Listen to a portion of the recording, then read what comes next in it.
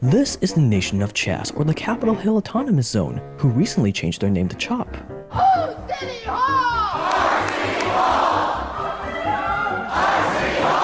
CHAZ is the world's newest nation, or should I say was the world's newest nation. A nation that has already gone down in figurative and literal flames by the time you're watching this video. CHAZ was founded in the heart of Seattle by colonists, protesters, some with good intentions, some with bad, who ripped away land from the indigenous population of Capitol Hill in the state of Washington. An act that would make any colonizer or imperialist very proud. What's really interesting is that whenever a group of people try to take away land from an existing nation by force, war almost certainly breaks out. CHAZ is a very special case though. Not only did the city of Seattle pull out their police force without a fight, after several days of violent clashes between police and the protesters, officers retreated from the area to de-escalate the tension, effectively abandoning their station. But the US government in DC also did nothing, as around 6 blocks of their land was stripped away from them. Like many popular revolutions, CHAZ was founded on some very noble causes: ending police brutality, standing up against racism, abolishing the police. Not sure how noble that last one is, with even the mayor of Seattle calling the new nation a summer of love. That is more like a block party atmosphere. It's not an armed takeover. It's not a military junta. Not so noble was the fact that the moment the nation was formed, a border wall was put up, border patrol guards with guns enforced very strict immigration policies, Wait, a when monarch the fuck filled was with power. this? For real? When the fuck was this? I mean, I heard about all the riots, but they actually like secured like a big part of. Wow. Vacuumed their own brand of police patrol the inside with, what do you know, their own cases of police brutality. And of course, some good old systematic racism with things like black-only safe spaces. Thing is, I'm half Italian, half Colombian, so do I get a pass to get in there, or? Well, this space is right now held for just black folks. Oh, just black, okay, so full black, you're saying.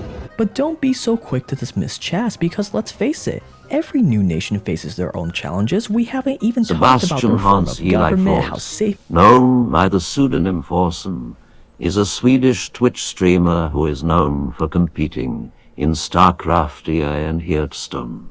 He is also known for his rowdy fanbase, who call themselves Forsen Boys or Forsen Base. If it is for their citizens, if it's a business-friendly environment, so you nation builders, let's give CHAZ the benefit of the doubt. Let's look at the economy of CHAZ. Rapes, robberies, and all sorts of violent acts have been occurring in the area they were not able to get to. Because for the first time in my life in Capitol Hill, I hear gunshots every single night, and I've heard people screaming every single night outside. They're not protest screams. I've heard protest screams, but I've also heard like screams of terror out there. At the root of every country and economy is the government. The style of government and the people who run it determines how free the people are, how prosperous the people are, and ultimately how long a country will last. In the case of CHAZ, or CHOP as they're now calling it, they first identified as an autonomous zone. Now, autonomous zone can mean a few things. In China, they have autonomous regions where supposedly the local governments have more rights and control over their land compared to the central government in Beijing. In the case of CHAZ, this is definitely not the kind of autonomous zone they're referring to. Most likely, they're modeling the idea of an autonomous zone coined by Hakim Bey, a writer that promotes anarchism. Bey explains that these autonomous zones can be used as a tactic by anarchists to sneak anarchy into formal society and subvert it. Introduce a little anarchy. Or it could just be that these dissenters wanted a cool name and they're just power hungry. In reality, CHAZ is more of complete chaotic anarchy with a little bit of monarchy, oligarchy, and direct democracy sprinkled on. Anarchy is pretty simple. There are only a few laws in CHAZ and pretty much none of them are written down. They're just generally understood by the populace. Number 1, no police whatsoever. Except for their own brand of police and when they need help from actual police, of course. Number 2, you have to completely submit to their ideology or else you'll be exiled or worse. Who don't matter? This who don't matter? So pretty much anarchy. The direct democracy comes into play because the desires of the majority is the only voice that matters. If the angry mob decides to hold a black-only safe space, that's what they'll do. No need to deal with pesky representatives or civilized debates or people that disagree with you. No. In CHAZ, whatever the mob wants, the mob gets. Things move very fast here. Once CHAZ was formed, the Chazians found themselves with a new monarch, a warlord that declared his power, Raz Simone. Raz happens to be a rapper that owns million-dollar properties in Seattle, drives a Tesla, and apparently has plans to launch businesses in the future. Kinda strange that an apparent businessman would support anarchy, which is bad for business, but whatever. Every movement, every coup needs someone with resources, and Raz is that guy, as shown here with him handing out guns to his minions. Somebody over there age 18 know how to use a gun? Take the clip out and put it back in. Yo, no one's gonna like fucking ask me walking in here with an arrow. But Raz isn't the only one that's power hungry in CHAZ, as there are other people challenging his world, not obeying him, leaders trying to organize things in the background. They even have their own official Twitter account, so we don't know for sure if Raz is really the one in charge over there. If he isn't and there's a group of leaders in charge, that would make CHAZ more of an oligarchy.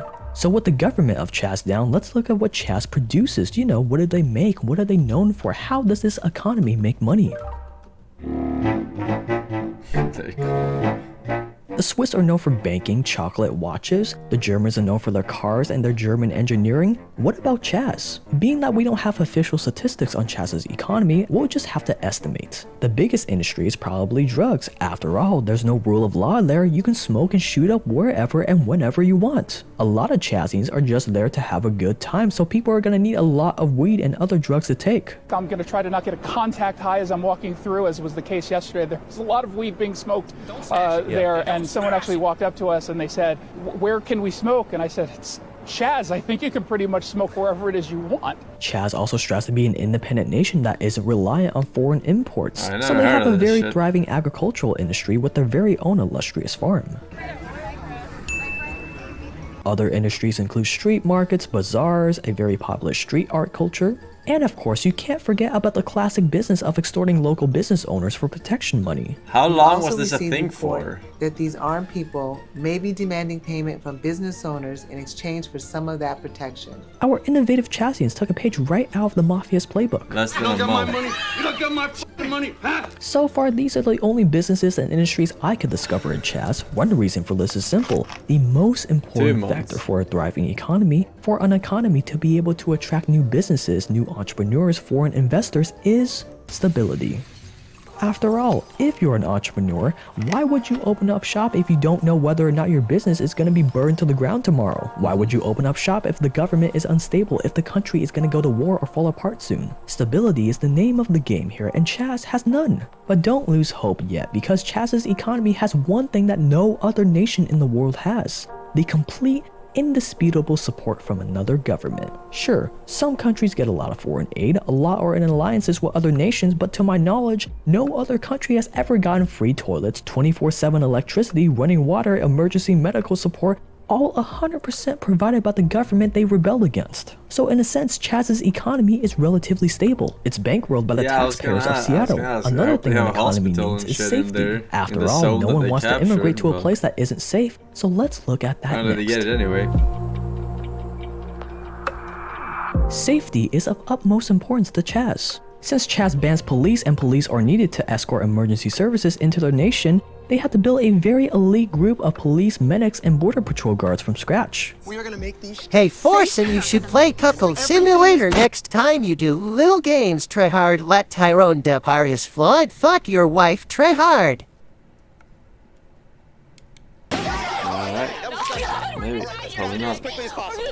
We have heard that there are armed people patrolling the streets near 12th and Pine. But let's say you're a Chazian and you get raped or robbed or any other kind of violent crime, and you decide that, well, maybe police are okay in this instance, so you call 911. Well, be prepared to wait, because they won't be able to get to you. We did it, Patrick! We saved the city! Our 911 response times have tripled in the area. They've gone from just over 5 minutes to about 18 minutes. However, citizens are allowed to open carry weapons, as seen here with a guy swinging around a machete, so just make sure you're packing 24/7. And I really do mean that, because the latest news at the time of recording this video show that there have been at least 3 shootings in and around CHAZ.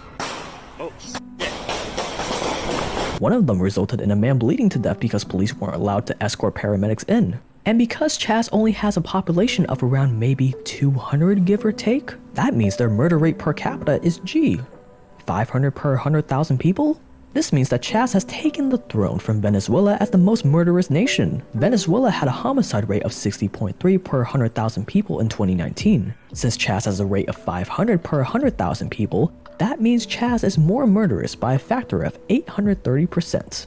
CHAZ is also very sanitary. You've already seen the porta potties Seattle provided for Lum. The city also sent in cleanup crews at their own expense. Very generous of Lum. Pause And the at one video, point, Chazians Forsen. even thought about All designating these a people dedicated laughing, and I don't seem to realize that without now, China will take over as the most powerful country.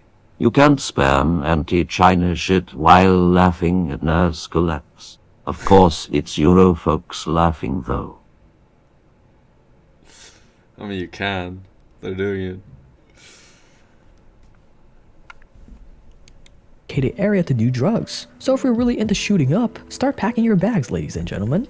There's also no pesky things like freedom of religion, so you don't have to worry about outside religions and cultures tainting your own. As seen here with the mob choking a preacher face down. You're choking me!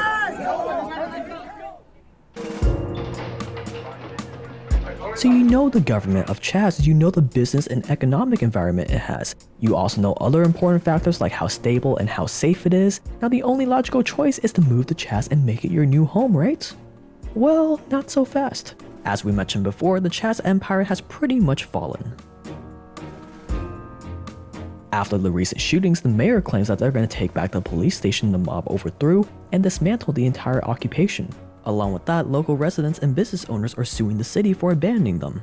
So if you're an aspiring nation builder that wants to start your own CHAZ, if you can't control the violence, if you can't keep the image of just a peaceful protest, you will be crushed. See, CHAZ did the smart thing by changing its name from CHAZ, the Capitol Hill Autonomous Zone, to CHOP, the Capitol Hill Occupied Protest. Why? Because the leaders of CHAZ understood the importance of public image. Their former name, CHAZ, screams, "We took over your land and created an independent nation that you should probably invade to protect your interests." The latter screams, "This is just a protest. We're still citizens, no need to cut off the taxpayers' money or send in the troops." So what are the biggest lessons to take away from this? Number 1, if you claim to side with the angry mob, whether that's true or not, anything is possible. All your opposition, any authority will bow down to you in submission. And number 2, before you start your revolution, make sure you have a detailed plan in place to restore order and maintain your power, or else things will very quickly descend into chaos. Well, I'm actually surprised that they just abandoned. I would figure they would just like enter with like special forces right away. Being NA and all, you know. Turn the fucking subtitles on.